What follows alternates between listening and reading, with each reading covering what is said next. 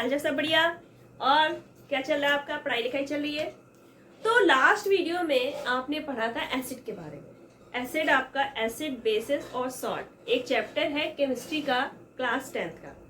तो उसमें हमने एसिड के बारे में पढ़ लिया था। तो अगर आज आप बेस के बारे में पढ़ने जा रहे हैं तो उससे पहले आप लास्ट वीडियो जरूर देखें एसिड के बारे में। अगर आपने एसिड समझ लिया तो बेस आपको ऑटोमेटिक समझ में आ जाएगा। एसिड आपका बड़ा टॉपिक है और बेस आपका उसी से रिलेटेड जस्ट अपोजिट आपका क्या है? बेस। यानी कि एसिड का अपोजिट क्या हुआ? बेस। तो बेस हमारे कैसे होते हैं? टेस्ट में ये कैसे होते हैं? बिटर। एसिड आपके कैसे थे? सोर थे। जो आपके बेस है ये टेस्ट में कैसे? बिटर। जैसे आपका हुआ, अब घरों में क्या होता है? करेला, कड़वा सा, ठीक है। आपका सोप हो गया है ना, वॉशिंग सोडा, बेकिंग सोडा। तो ये सारे क्या हो गए? आपके बेस। और ये टच में कैसे होते हैं? जैसे आपका सोप होता है, टच में कैसा होता है? स्लिपरी होता है। सोप अगर आप लो तो कैसा होता है? टच में स्लिपरी होता है। तो बेस आपके टेस्ट में कैसे होते हैं? बिटर होंगे। और टच में कैसे होते हैं? स्लिपरी। ठीक। तो बेस आपके होते क्या है? Just opposite acid. अपोजिट होते हैं एसिड के। अगर बेस एसिड से मिले तो उसको क्या करते हैं? न्यूट्रलाइज करते हैं। यानी एसिड और बेस जब मिल जाते हैं तो एक दूसरे के इफेक्ट को खत्म कर देते हैं, ना वो एसिड रह जाता और ना ही बेस। तो जैसे आपका हुआ कास्टिक सोडा, लाइम, चूना और आपका वॉशिंग सोडा हो गया, ये सारे आपके क्या है? बेस। ये आपके मेटल के ऑक्साइड्स हैं और हाइड्रोक्साइड। मेटल के कार्बोनेट्स और हाइड्रोजन कार्बोनेट। मेटल के ऑक्साइड्स, हाइड्रोक्साइड, मेटल्स के कार्बोनेट्स एंड हाइड्रोजन कार्बोनेट, ये सभी क्या होते हैं? बेस। ये सभी क्या होते हैं? बेस। अब आपके जो बेस हैं ये कुछ तो वाटर में डिसॉल्व हो जाते हैं और कुछ वाटर में डिसॉल्व नहीं होते। अब जब ये डिसॉल्व होंगे तो क्या देते हैं? Hydroxide ion. क्या देते हैं? Hydroxide ion. तो जो बेस आपके वाटर में डिसॉल्व हो जाते हैं उनको हम लोग क्या बोलते हैं? एल्कली। एल्कली यानी कि वाटर सॉल्यूबल बेस। जो आपके बेस वाटर में डिसॉल्व हो जाते हैं दैट आर एल्कली। अब आपके जैसे एग्जांपल है मेटल ऑक्साइड। जैसे आपका हो गया सोडियम ऑक्साइड।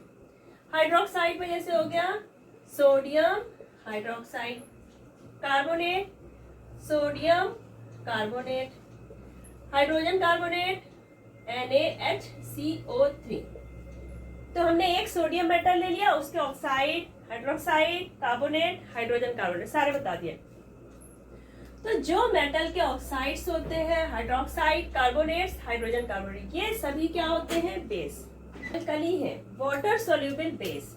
वो कौन कौन से हैं जो वाटर में सोल्यूबल हो जाते हैं? आपका sodium hydroxide, potassium hydroxide, calcium hydroxide, magnesium hydroxide और अमोनियम हाइड्रोक्साइड।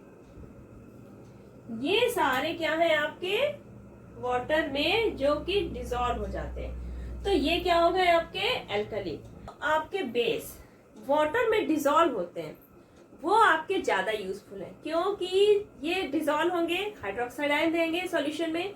और ज्यादातर जो हमारी रिएक्शन होती है, केमिकल रिएक्शन, वो एक्वस सॉल्यूशन में ज्यादा अच्छे से होती है। तो ये आपके क्या हुए? More useful. ये मोर यूजफुल आपके बेस हो गए। ठीक। बेस आपका वो हो गया आपका कोई भी सब्सटेंस जो एसिड को क्या कर देता है? न्यूट्रलाइज। जो एसिड को न्यूट्रलाइज कर दे वो क्या है? बेस। और आपका जो बेस वाटर में सॉल्यूबल है दैट आर एल्कली। यानी कि जो एल्कली है वो भी आपके क्या है? बेस है। और जो सब्सटेंस एसिड को न्यूट्रलाइज कर रहे हैं वो भी बेस है। अगर आपसे ये पूछा जाए all the bases are alkali, तो आपका क्या होगा? नो, क्योंकि सारे बेस वाटर में डिजोल्व नहीं होते हैं तो वो एल्कली नहीं होंगे। All the alkalis are base, ठीक है, एल्कली क्या है? बेस तो है ही, और ये वाटर में डिजोल्व हो जाते हैं। तो आपके ये पॉइंट आपका सही होगा कि all the alkalis are bases. ठीक, अब आपके जो बेस है, ठीक, जब इनको हम वाटर में डिजोल्व करेंगे, वाटर में डिजोल्व करेंगे तो ये क्या देते हैं? Hydroxide ion. इसको क्या बोलते हैं? Hydroxide, sodium hydroxide. ठीक, अब इसको हमने वाटर में डिजोल्व किया तो इसने क्या दिया? सोडियम का प्लस आयन और हाइड्रोक्साइड आयन। ये भी क्या है? एक्वस, क्योंकि ये सब कहाँ है? वाटर में है। आपका जैसे पोटेशियम हाइड्रोक्साइड हुआ, इसने क्या दिया? पोटेशियम का प्लस आयन और हाइड्रोक्साइड का ये हो गया हाइड्रोक्साइड आयन। कैल्शियम हाइड्रोक्साइड, तो क्या बना आपका? कैल्शियम आयन और हाइड्रोक्साइड आयन। तो ये हाइड्रोक्साइड आयन जो दे रहा है वाटर में डिसॉल्व करने पे, ये सब क्या है? बेस। तो आपका कोई भी बेस होगा उसमें हाइड्रोक्साइड आयन जब वो डिसॉल्व करेंगे हम वाटर में तो वो हाइड्रोक्साइड आयन जोड़ देगा।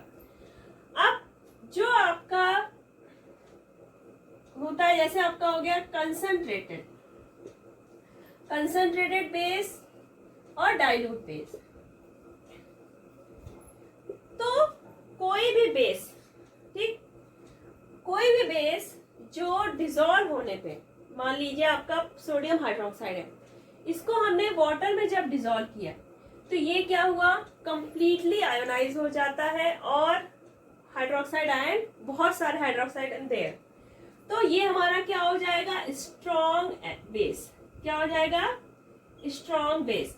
तो स्ट्रॉन्ग बेस क्या होता है? कंप्लीटली आयोनाइज हो जाता है, कंप्लीटली आयोनाइज हो जाएगा और आपके बहुत सारे हाइड्रोक्साइड आयन मिलेंगे, तो वो रिएक्शन के लिए भी क्या हो जाएंगे? हमारे ज्यादा यूजफुल।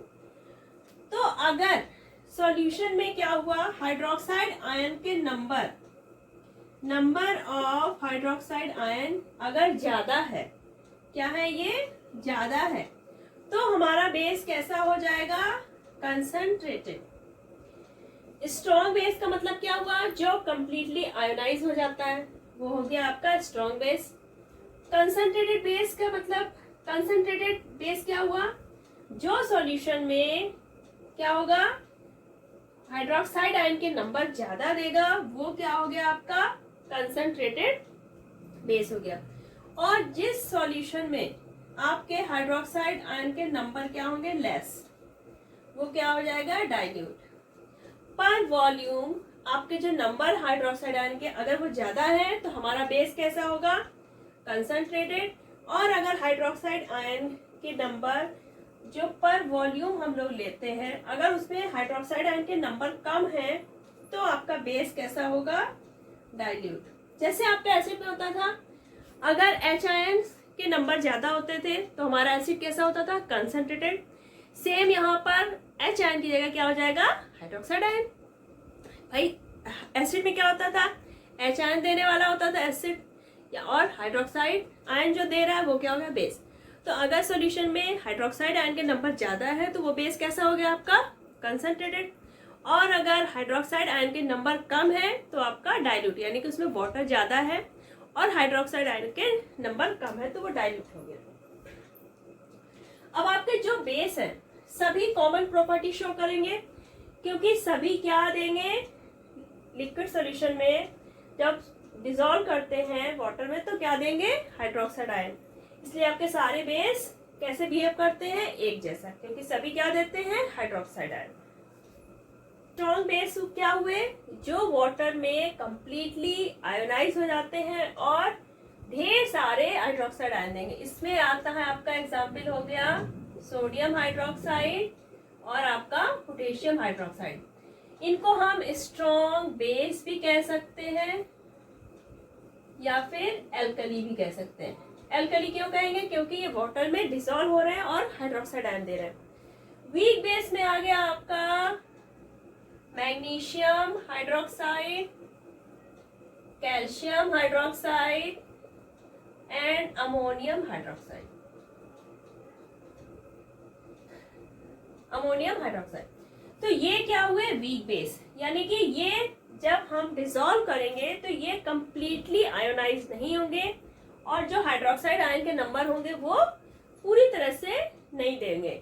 और ये क्या होते हैं स्ट्रॉन्ग बेस, कंप्लीटली आयोनाइज हो जाएंगे और ढेर सारे हाइड्रोक्साइड आयन दे देंगे। तो ये आपके हो गए week base and these are strong base. Base की भी क्या होंगी, कुछ प्रॉपर्टी होंगी जैसे आपके एसिड की थी। तो बेस टेस्ट में कैसे हो गए हमारे, बिटर होते हैं। टेस्ट कैसा होता है इनका, बिटर, कड़वा, बेकार। और बेस की जो टच है वो कैसे होते हैं, स्लिपरी इन टच, सोपी, स्लिपरी कह सकते हैं या सोपी इन टच। टच करेंगे तो ये ऐसे लगेगा जैसे हमने सोप टच किया। और आपका बेस रेड लिटमस को किस में टर्न करेगा, ब्लू लिटमस में, ब्लू कलर चेंज कर देगा। रेड लिटमस को ब्लू कलर में चेंज कर देंगे। आपके जो बेस होते हैं वो भी क्या होते हैं, इलेक्ट्रोलाइट्स की तरह बिहेव करते हैं, यानी कि ये वाटर में डिसॉल्व हो जाते हैं, आयंस बनाते हैं और वो इलेक्ट्रिसिटी कंडक्ट करते हैं, यानी कि ये इलेक्ट्रिसिटी क्या करते हैं, कंडक्ट करते हैं। लाइकवाइज एसिड, जैसे आपके एसिड क्या करते थे, एच आयन देते थे और इलेक्ट्रिसिटी कंडक्ट करते थे, सेम वैसे ही आपके बेस भी इलेक्ट्रोलाइट्स होते हैं। वो कुछ मेटल से रिएक्शन करेगा, सारी मेटल्स नहीं रिएक्शन करती बेस से, कुछ रिएक्शन बेस से रिएक्शन करेंगे और क्या बनाएंगे, एक सॉल्ट बनाएंगे और हाइड्रोजन गैस। जैसे आपका सोडियम हाइड्रोक्साइड लिया हमने, ये बेस हुआ, ठीक। इसकी हमने रिएक्शन करा दी जिंक मेटल से, ये आपका सॉलिड है, ठीक। तो आपका क्या बना, सोडियम जिंकेट। ये क्या हुआ, sodium zincate and hydrogen gas, ठीक। तो आपका बेस और मेटल दोनों ने रिएक्शन किया, क्या बना, sodium zincate and hydrogen gas. अब यहाँ पे जो सॉल्ट बना, तो इसमें जो आपने मेटल लिया था, यानी कि जिंक था मेटल यहाँ पे, तो आपका जो ये मेटल वाला पार्ट होगा ये इसके निगेटिव पार्ट बनेगा, यानी कि यहाँ पे जब ये आयोनाइज होगा तो सोडियम का प्लस आयन बनेगा और जिंकेट का बनेगा निगेटिव आयन। तो जो मेटल है वो निगेटिव पार्ट में रहेगी, ना कि पॉजिटिव पार्ट में। तो एक तो ये हो गया कि बेस जब मेटल से रिएक्शन करते हैं तो हाइड्रोजन गैस बनाते हैं और एक सॉल्ट। और आपके जब बेस एसिड से रिएक्शन करता है, एसिड जैसे आपने ले लिया HCl, अब एसिड और बेस दोनों रिएक्ट करते हैं तो क्या करते हैं, एक दूसरे के इफेक्ट को कैंसिल कर देते हैं। इसको हम लोग क्या बोलते हैं, न्यूट्रलाइजेशन रिएक्शन। इसको न्यूट्रलाइजेशन रिएक्शन क्यों बोलते हैं, क्योंकि बेस और एसिड दोनों ही एक दूसरे के इफेक्ट को खत्म कर देंगे, ना फिर वो बेस रह जाएगा और ना ही फिर वो एसिड। यहाँ पे ये अभी क्या है, बेस, और ये क्या है, एसिड। बेस और एसिड जब मिलते हैं तो दोनों ही का इफेक्ट खत्म हो जाएगा, यानी कि आपका बन गया सॉल्ट, सोडियम क्लोराइड, और बन गया आपका वाटर, ठीक। अब जो वाटर बना कैसे बना, बेस से हमारा क्या आया, हाइड्रोक्साइड आयन, और एसिड से क्या आया आपका, हाइड्रोजन आयन। हाइड्रोजन आयन और हाइड्रोक्साइड आयन ने दोस्ती की और क्या बन गया, वाटर, ठीक। तो बेस एंड एसिड जब रिएक्शन करते हैं तो कौन सी रिएक्शन होती है, न्यूट्रलाइजेशन रिएक्शन। अब आपके जब बेस रिएक्ट करते हैं किसी non metal oxide, non metal oxide जैसे आपका हो गया CO2, इससे आपने रिएक्शन करा दी कैल्शियम हाइड्रोक्साइड की। कैल्शियम हाइड्रोक्साइड क्या है, आपका बेस है। इसने नॉन मेटल ऑक्साइड से रिएक्शन की तो क्या बनेगा, सॉल्ट बनेगा और वाटर। तो क्या बना यहाँ पे, कैल्शियम कार्बोनेट एंड वाटर, ठीक। क्या बना आपका, एक सॉल्ट बना और वाटर। तो कोई बेस जब नॉन मेटल ऑक्साइड से रिएक्शन करेगा तो सॉल्ट बनाएगा और वाटर। बेसिस के कुछ यूज, जैसे आपके एसिड में क्या थे, एसिड के भी कुछ यूज होते थे, ऐसे ही बेस के भी हमारे डेली लाइफ में बहुत सारे यूज है। जो आपका सोडियम हाइड्रोक्साइड है, ये यूज होता है आपका, जैसे आपका हो गया पेपर, है ना, सोप, इन सब के फॉर्मेशन में बनाने में यूज होता है। जैसे आपका हो गया सिंथेटिक फाइबर रेयॉन,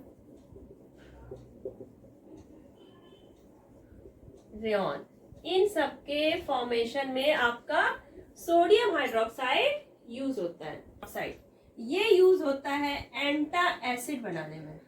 जब आपके स्टोमक में बहुत ज्यादा एसिडिटी होती है तो उसके लिए हम लोग क्या यूज करते हैं, एंटा एसिड, ताकि एसिड के इफेक्ट क्या कर सके, खत्म कर सके। तब हम लोग यूज करते हैं magnesium hydroxide, formation of antacid side. इसको हम लोग स्लेक्ड लाइम भी कहते हैं। क्या कहते हैं, स्लेक्ड लाइम।